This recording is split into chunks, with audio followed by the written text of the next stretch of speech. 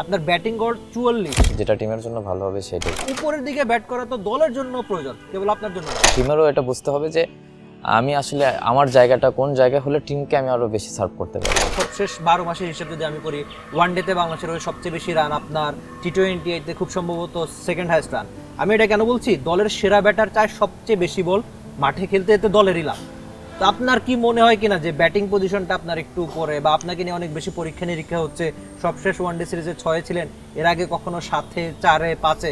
In fact আরেকটা পরিসংখ্যান আপনাকে আমি একটু বলে রাখি যে আপনি যখন টি-20 ক্রিকেটে ওপেনিং করেন, আপনার রানগুলো ছিল এরকম কত 80 প্লাস, মেবি কয়েকটা ইনিং ছিল, 92 ছিল, তারপর সেঞ্চুরি করেছিলেন, 50 করেছিলেন।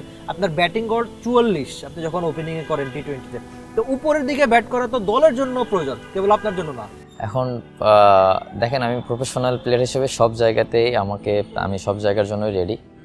টিম যেখানে আমাকে টিমের যেখানে ডিমান্ড সেখানেই আমি নিজেকে ওইভাবে সার্ভ করার ট্রাই করব। বাট টিমেরও এটা বুঝতে হবে যে আমি আসলে আমার জায়গাটা কোন জায়গায় হলে টিমকে আমি আরও বেশি সার্ভ করতে পারবো। টিম ম্যানেজমেন্ট যদি চিন্তা করে যে না আমি এখানেই ওই জায়গাতেই ঠিক আছি, তাহলে ঠিক আছে। আর যদি টিম ম্যানেজমেন্ট চিন্তা করে যে টিমকে আরও বেশি সার্ভ করতে পারবো, আমার সেই অ্যাবিলিটি আছে, এটা তাহলে টিম কল করবে। টিম ম্যানেজমেন্ট থেকে শুরু করে ওনারাই ভালো বুঝতে পারবে যে আসলে আমি কতটুকু টিমকে সার্ভ করতে পারি। বাট আমি যেটা আগেও বলেছি যে এটা team game.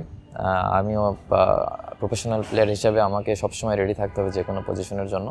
But team management চিন্তা করবে যেটা টিমের জন্য ভালো হবে সেটাই। For more updates, subscribe to our YouTube channel and click on the bell icon. Follow us on Facebook and Instagram. Download T-Sports app to enjoy exciting games and highlights. Visit tsports.com.